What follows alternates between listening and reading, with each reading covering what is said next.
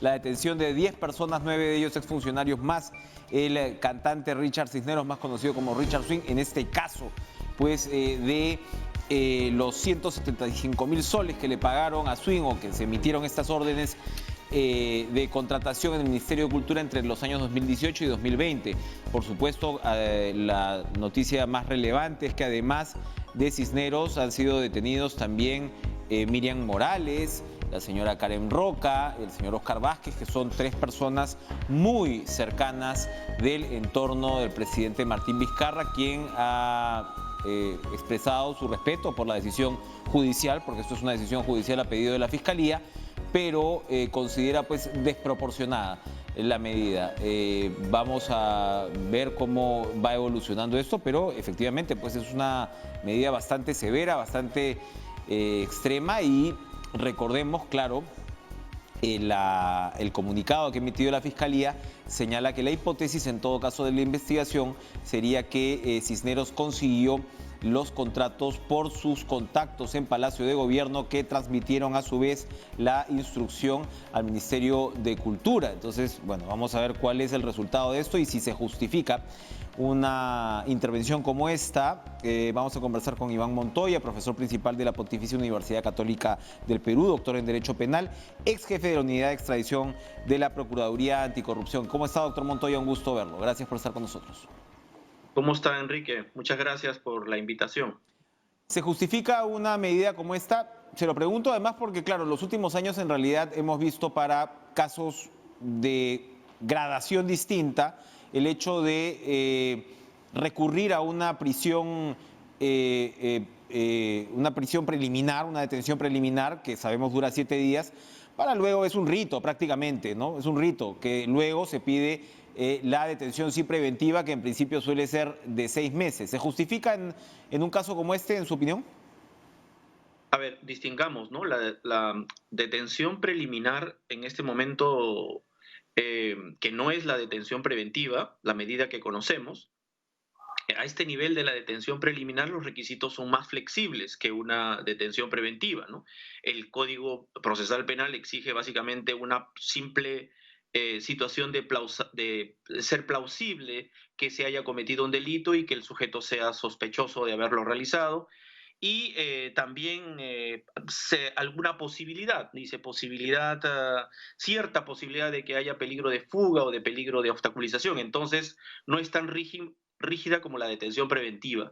Si usted me pregunta por la detención preventiva, y es cierto lo que dice, es decir, se va a esperar seguramente al 6º o 7º día y se va a pedir la detención preventiva. Ahí sí podría tener una opinión un poquito más clara. Si las condiciones se mantienen tal como están redactadas en la resolución judicial actual, yo creo que las razones para una detención preventiva se cumplirían en algunos, me da la impresión, sobre todo en el grado de obstaculización, no en todos, ¿no? Me parece que la fuerza para poder pedir una detención preventiva de todos los involucrados ahora no es suficiente, salvo que al momento de pedir la detención preventiva se añadan otros elementos vinculados al peligro de fuga o al peligro de obstaculización. Pero en este momento yo diría que el requisito podría cumplirse para dos de los en este momento involucrados en esta detención preliminar, ¿no? ¿Cuáles serían esos dos?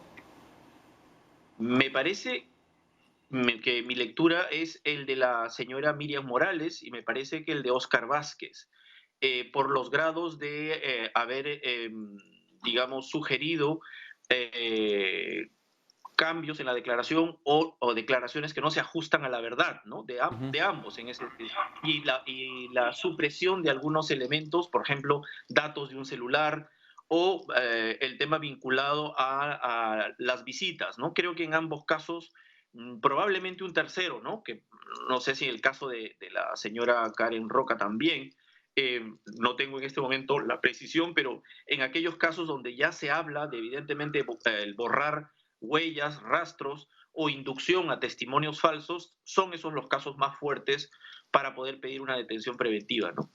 Ahora, a ver, ¿este caso está enmarcado en algún tipo de legislación específica? Se lo pregunto porque otros muchos casos han sido enmarcados en lo que conocemos como organización criminal. ¿Eventualmente este caso podría caer en esa figura? No está en este momento, hasta donde yo leo, como en la realización de un delito en el contexto de una organización criminal. No lo está. Está probablemente como un delito complejo, por eso probablemente se haya dispuesto unos 7 días de esta detención preliminar, pero no como una organización criminal.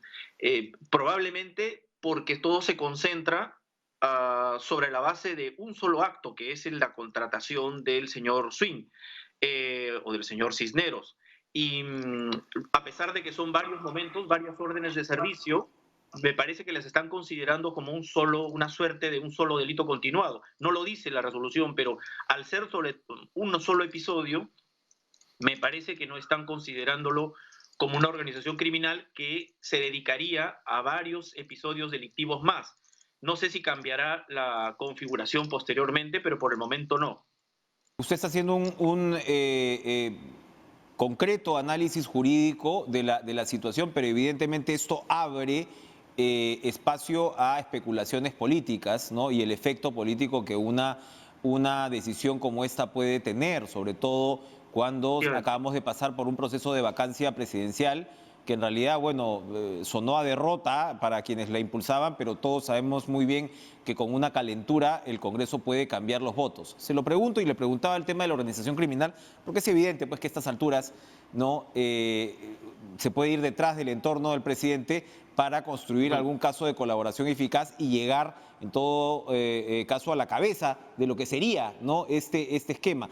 Y creo que no estoy especulando porque el propio comunicado del Ministerio Público se refiere a esta suerte de hipótesis, ¿no? En la cual esto sale de Palacio de Gobierno. ¿Eso sería eventualmente posible? Mire, hay algo, su pregunta me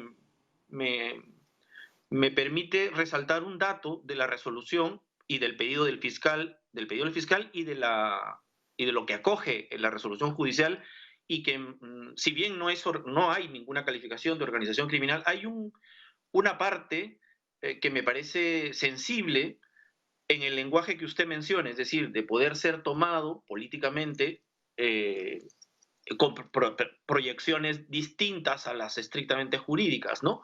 O jurídico-penales, que es que en varias partes de la resolución se reitera casi con claridad que el pedido de la contratación y por lo tanto el resto de armado del direccionamiento del contrato de este señor Cisneros, en la que están involucrados una cantidad de personas y hay una cadena que la construye la fiscal y la coge la juez o el juez, es que esto parte del propio presidente de la República. El propio presidente es el que, con Miriam Morales, diseña coordinar con la ministra de Cultura en ese momento y a partir de ahí, hacia abajo, diseñar todos los beneficios o las facilidades para poder direccionar un contrato con esta persona. Entonces, hay una marcada hipótesis del fiscal referida al presidente de la República allí, sino que evidentemente no va más porque ya sabemos que tiene esta prerrogativa de no ser procesado básicamente por ningún delito, básicamente solo por 4 de los que la Constitución señala, ¿no? Claro, pero ahí déjeme insistir porque pongámonos en el escenario, efectivamente usted ha dicho cuáles serían los funcionarios que podrían eventualmente estar sujetos, ¿no? A este pedido, a un pedido potencial de prisión preventiva. Que en realidad se ha convertido en una norma, doctor Montoya, en los últimos años. O sea, hay un debate en torno pues, a la realidad. Los peruanos nos hemos acostumbrado en los últimos 5 años a que la prisión preventiva es parte, ¿no? de prácticamente la metodología de los procesos de la Fiscalía en casos de alto perfil. Eso, en fin, eso es un hecho.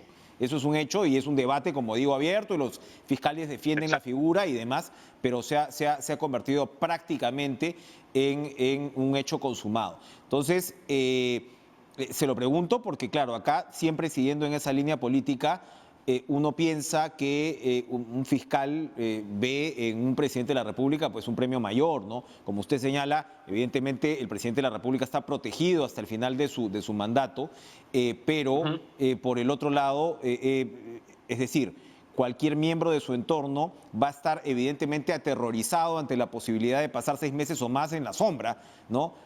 por una contratación con estas características, condenable, en fin, un payaso que hemos visto repartiendo plata pues en el Congreso, un estrafalario, en fin, lo que hemos visto, ¿no? Pero cabría la posibilidad de establecer pues algún tipo de colaboración para incriminar a quien está arriba, ¿no? O sea, porque si no, no se entiende muy bien una medida con estas características, ¿no? Tan estricta. O sea, yo no sé si es que una investigación, y termino acá, no sé si una investigación sobre un contrato en un ministerio requiere que metas a 10 personas a la cárcel. A ver, la resolución revela que hay un colaborador, evidentemente, y que hay una serie de cruces de información que reconstruyen a partir de fechas y visitas, aunque usted considere que, digamos, es varias órdenes de servicios, que todas pueden ser un solo paquete por un monto determinado, pero lo que hace la Fiscalía es reconstruir el hilo de todo lo que ha ocurrido, es decir, Palacio, presidente, Miriam Morales, Óscar Vázquez creo que se Sí, apellidaba, sí. luego Base y todo el resto de personal comunican a la ministra evidentemente baja a su secretaria general del ministerio y a partir de allí a todos los directores que han se involucrado para el contrato. Y luego describe cada contrato por qué tiene esas irregularidades, cada orden de servicio, perdón.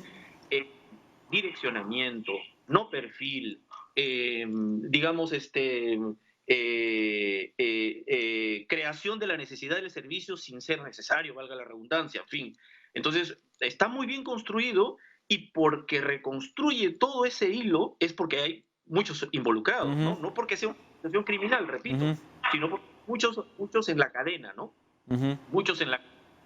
Pero reitero una vez más que para la hipótesis del fiscal está muy clara la intervención del presidente, sino que no va más, repito, por esta protección o esta inmunidad presidencial fuerte que tiene nuestro marco constitucional, ¿no? Vamos a ir a una pausa, doctor Montoya, regresamos con usted para terminar de conversar este caso que es, digamos, tan grave como preocupante por las consecuencias que puede traer.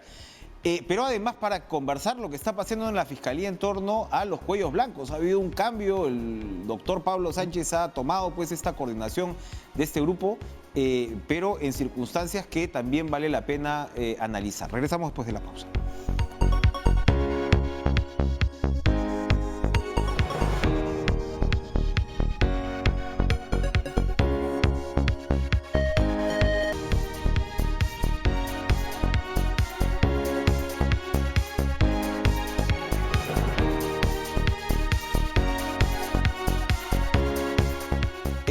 Doctor Iván Montoya, entonces para terminar esta parte del caso Swing, evidentemente usted reitera, claro, que hay una cadena muy clara en el razonamiento de la Fiscalía, pero obvio, quienes están ahora mismo en prisión son, digamos, funcionarios de mediano alcance, ¿no? Dentro de esa cadena. ¿Por qué? Porque los responsables, en todo caso, de mayor nivel, tendrían protección ahora mismo por sus labores. Estamos hablando de ministros y ministras, exministras, ¿no? Y el presidente de la República. Cuéntenos cuál es, porque claro, esto es como que caliente, caliente, pero sabemos que la protección está para estos altos funcionarios y exfuncionarios, pero al mismo tiempo pues tenemos ese nivel político que se puede disparar para cualquier lado, ¿no? En realidad. Sí, claro.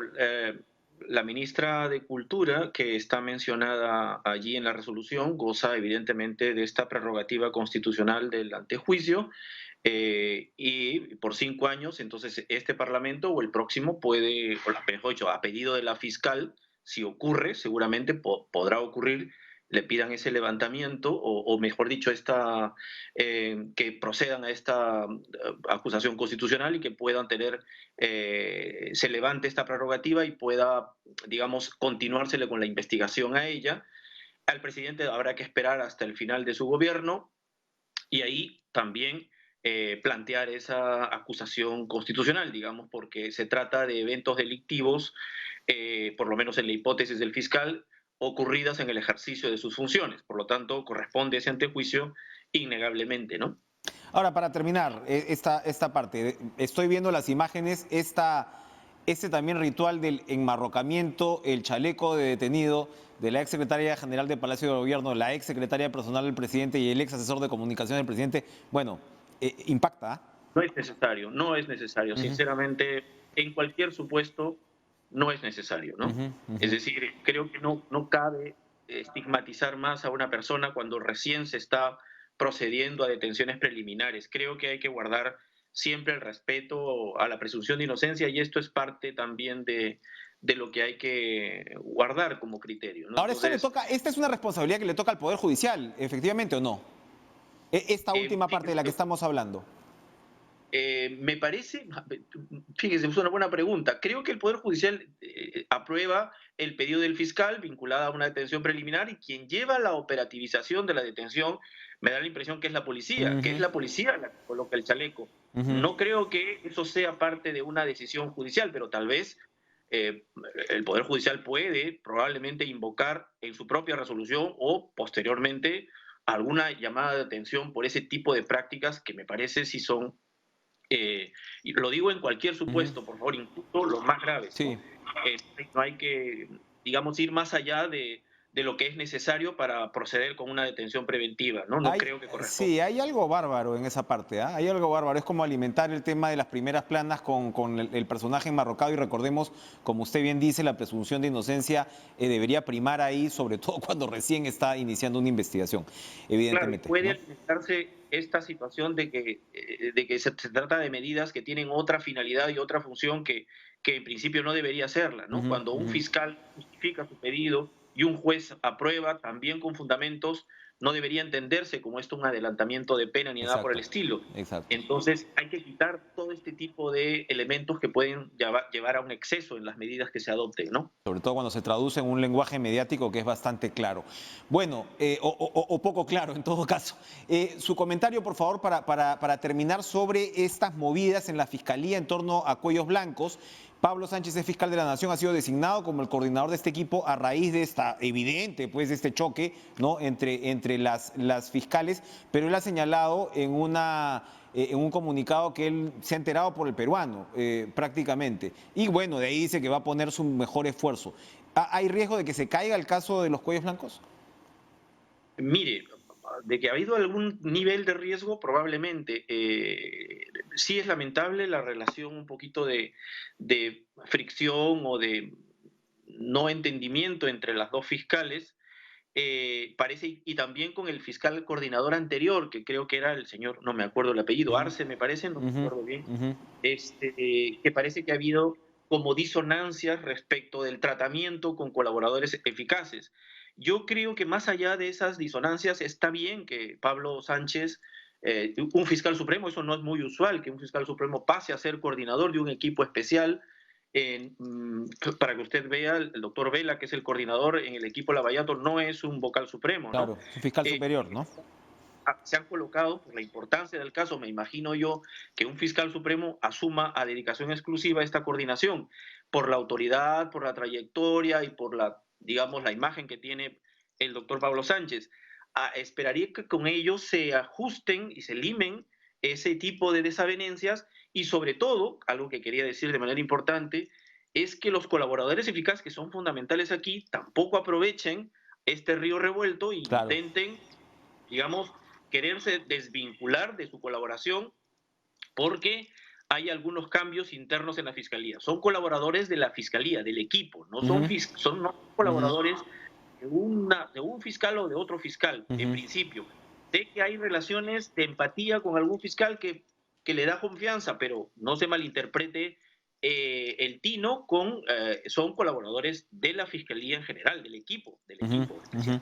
Y solo añadir que la fiscal Sandra Castro, en una escueta comunicación, nos ha confirmado que continúa ella como coordinadora del primer nivel del equipo especial, ¿no? Y ahora son 3 despachos. En todo caso, ¿no? Ella sigue, ¿no? En ese puesto, pero me llamaba la atención que según el comunicado de Sánchez, claramente pues se ve que la fiscal de la Nación no le dijo que iba a asumir ese puesto, no le advirtió, lo cual también da cuenta, ¿no? De cómo está la comunicación por ese lado entre los supremos, ¿no? Sin duda pues le tendrá confianza, pero no tanta como para haberle advertido que iba a asumir una responsabilidad tan importante, Y pues creo que ¿no? merecía una previa comunicación, ¿no? Exacto, Antes claro, de enterarte. claro, Sí, claro. algo extraño ocurrido ahí, sí. Sí, Sinceramente, sí, sí. estamos con problemas últimamente de comunicación en el país.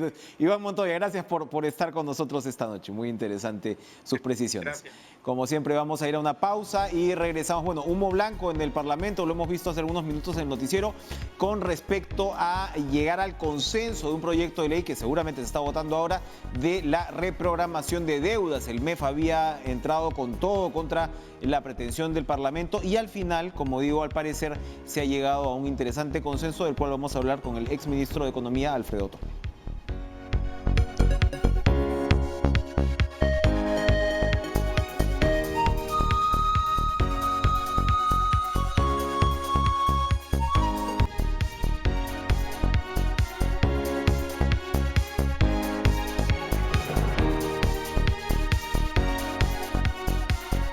Está ocurriendo ahora mismo, en este momento se está votando el proyecto de ley que es el texto sustitutorio consensuado, como está titulado, ¿no? Que venía de toda la discusión del Parlamento y por supuesto se ha fusionado, ¿no? Con el proyecto de ley que el Ejecutivo presentó para establecer disposiciones extraordinarias para la reprogramación y congelamiento de deudas a fin de aliviar la economía de las personas naturales y las MIPES como consecuencia del COVID-19. Eso es el programa de garantías COVID-19.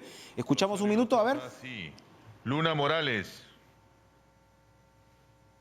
En votación, ¿no? Y lo que se espera es que finalmente este proyecto de ley vaya a ser aprobado. Y esto sucede en realidad a horas de la presentación de la ministra de Economía. Incluso el primer ministro asistió también al Parlamento para no solamente presentar este proyecto sustitutorio, sino advertir de las graves consecuencias que hubiera traído el proyecto original. Y vamos a ver pues las supuestas bondades o no de este nuevo texto con el exministro de Economía, Alfredo Torne. ¿Cómo está usted, Alfredo? Gracias por estar con nosotros. ¿Qué tal, Enrique? ¿Cómo estás? Un fuerte saludo a tu audiencia y con gusto de conversar contigo. Muchas gracias. Esto está pasando, como decía, ahora mismo, pero no sé si ha tenido oportunidad de revisar los principales cambios y cuál es su impresión finalmente del producto consensuado.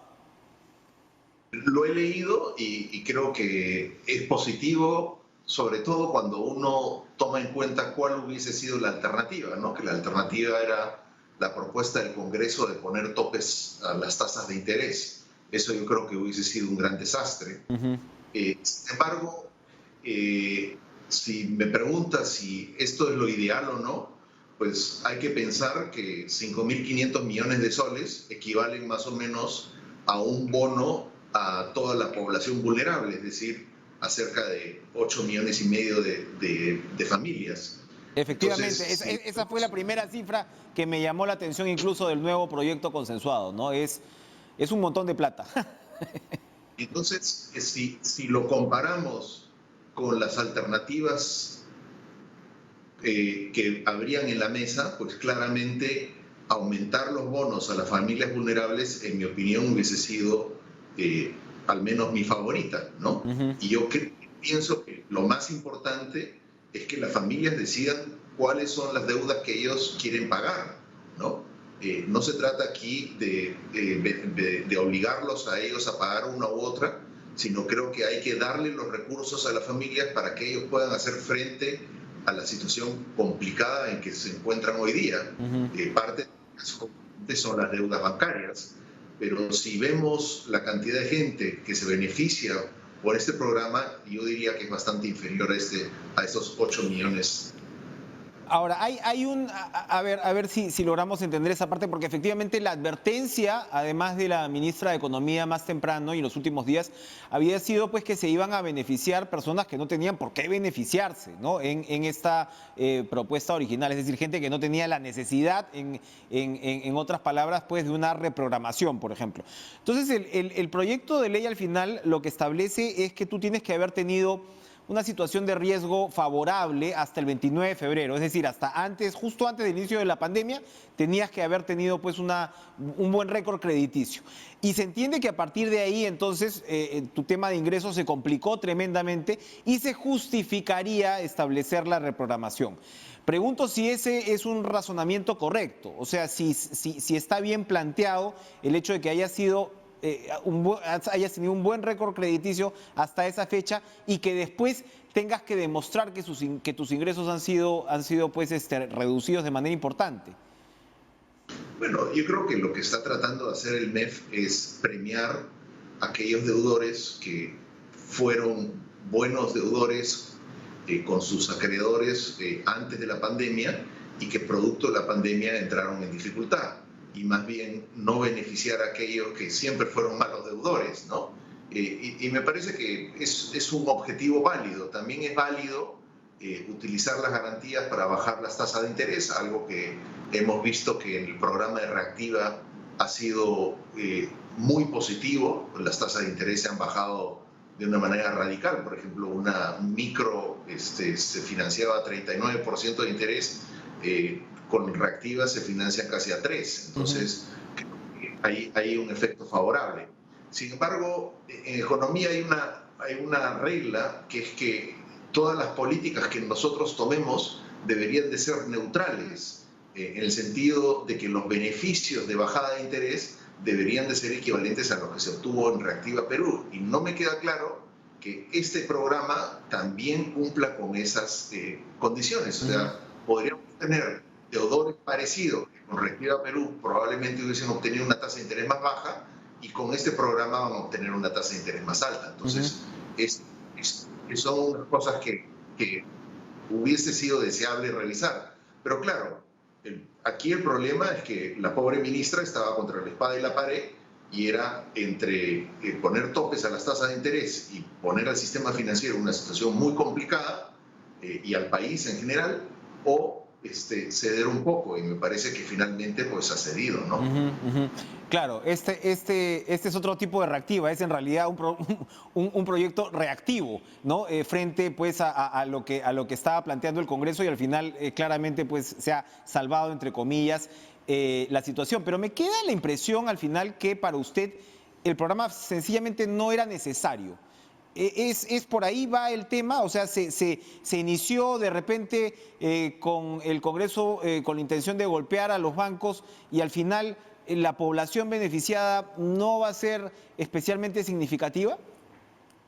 A ver, nosotros tenemos una regla como economistas, que el mejor dinero en una situación como la que enfrentamos es un dinero que se da directamente a la familia. Y que la familia es soberana para tomar sus decisiones de cómo utiliza ese dinero. O sea, en economía, toda un área de la economía del consumidor, que precisamente estudia cómo es que responden los consumidores.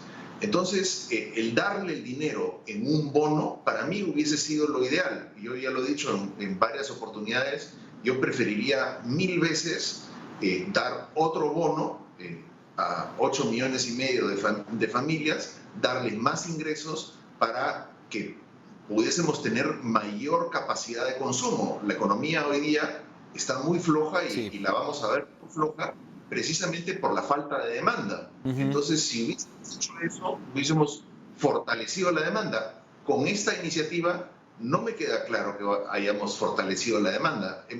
Simplemente los hemos ayudado durante 90 días y no sabemos qué va a pasar después de los 90 días. De repente, a los 90 días simplemente no pagan sus préstamos, ¿no? Así es, cierto. Usted acaba de tocar un tema que yo quería también abordar, precisamente, y por supuesto aprovechando que siempre tratamos de ponernos al día cada vez que conversamos sobre el desarrollo de la economía. Usted ha hablado de lo flojo que está la demanda. Estamos discutiendo prácticamente todas las semanas los resultados de la fase 4, que si le subes el 10% al aforo a los restaurantes, y de ahí el hecho es que caminas por tiendas y restaurantes y hay muy poca gente. Efectivamente, eso puede verse. Entonces estamos moviendo la agujita un poquito para arriba o para abajo, pero parece que la cosa no camina, y uno piensa, en muchos casos, no camina no solamente porque la gente se quiere cuidar, porque se supone que los protocolos están completamente aprobados. ¿Cómo darle un empujoncito a esa demanda, ir más allá de estos decimales con respecto al aforo? Mire, yo pienso que el gobierno se ha retrasado mucho. Recién está dando el bono el 10 de octubre, qué bueno que lo esté dando finalmente, pero ese bono se debió dar mucho tiempo atrás. Creo que dar un tercer bono es una buena forma de ayudar a la demanda. Otro tema que la ministra tiene en debate es la famosa ayuda para formalizar empleos. A mí nuevamente me parece que no es lo correcto. Darle el subsidio a la empresa y no un subsidio de desempleo al trabajador, me parece que yo preferiría darle directamente un apoyo al desempleado. Hay que recordar que en esta pandemia algunas empresas van a sobrevivir, pero muchas otras no. Entonces terminaríamos dándole un subsidio a empresas que de repente no salen adelante. Y creo que lo que hay que priorizar es al trabajador, para que el trabajador se mueva y se vaya precisamente a puestos más productivos con mayores ingresos. Ojalá. Es un principio interesante, efectivamente. Lo que usted está diciendo es la plata a la avena. Efectivamente, hasta ahora nos hemos preocupado mucho de salvar a una cantidad importante de empresas, pero lo que yo no sé es si ya se debería tener cierto diagnóstico o acercamiento de ir sabiendo quién va a salir adelante y quién no, porque efectivamente tendríamos que estar ya hablando de ir con todo a darle el apoyo directamente al ciudadano, al trabajador. Pero es que veamos, o sea, yo pienso que hay cosas muy positivas producto de esta pandemia. Hay muchas empresas que se han innovado, y no digo grandes empresas, pequeñas y medianas empresas, empresas que están haciendo delivery, empresas que están sacando aplicativos, o sea, hay un empuje de innovación en esta pandemia, y a mí me parece que las cosas están cambiando. En economía nosotros sabemos que lo que genera productividad es la movilidad de los factores, es decir, si los trabajadores se mueven o si el capital se mueve. Y lo que la política económica debería premiar es precisamente esa movilidad, o sea, permitir que estos innovadores se conviertan en más innovadores. O sea, por ejemplo, algo que no estamos viendo, y me da mucha pena que no estemos viendo, es que, por ejemplo, el bono debería ser un bono sin efectivo, debería ser un bono por internet, utilizando los aplicativos que muchos bancos ya tienen, ¿no? Aplicativos simplemente, carteras electrónicas en las cuales se puede transferir el dinero sin necesario que hayan colas en los bancos. También me parece el hecho de utilizar al Banco de la Nación y no toda la banca, me parece también que es un poco discriminativo. Y creo que lo que hay que buscar es que hay que fortalecer los mecanismos de la competencia, ¿no? Otro punto que a usted siempre le ha interesado mucho es el tema pensionario. Entonces, bueno, este proyecto famoso de la ONP, aparentemente, ¿no? Afortunadamente, ojalá, parece que ha calado, ¿no?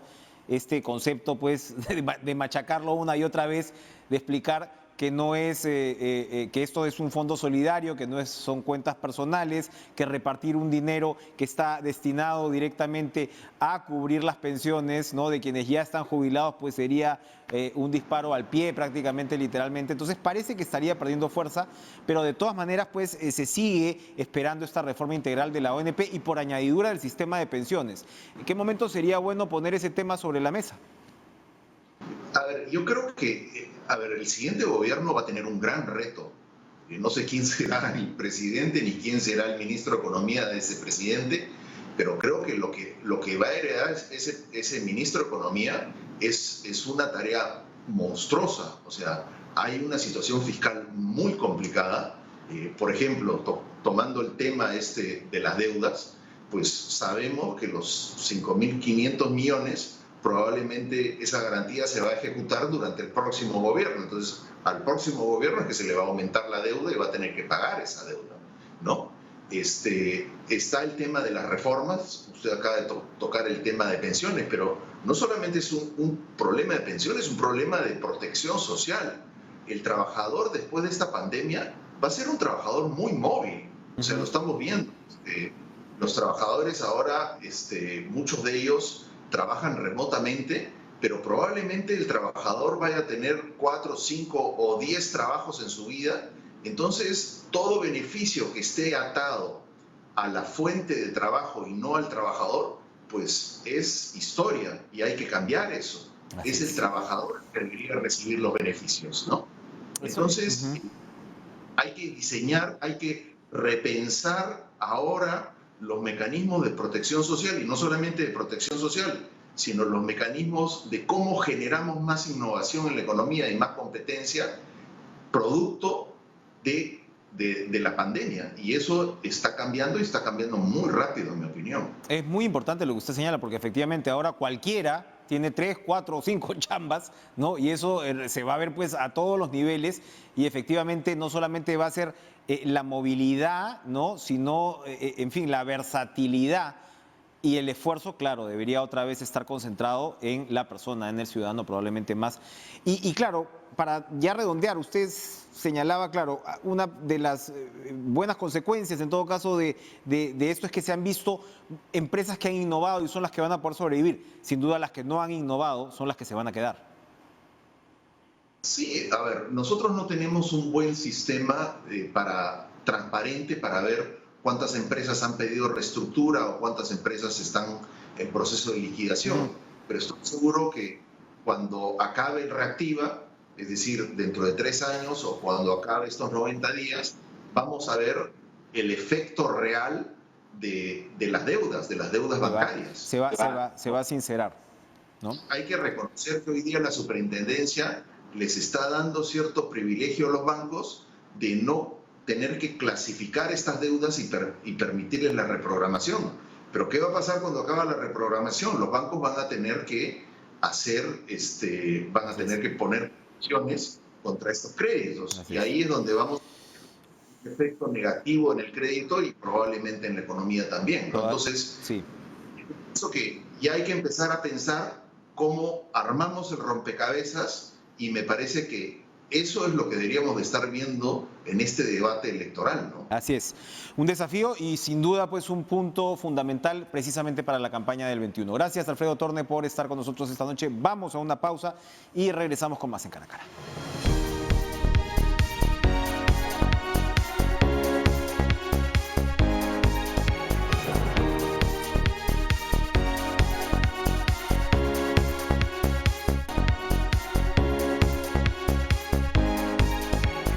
Bueno, acaba de ser aprobada la ley del texto consensuado entre el Ejecutivo y el Congreso que reprograma las deudas. Vamos a tener a ver los detalles de la votación. Escuchamos.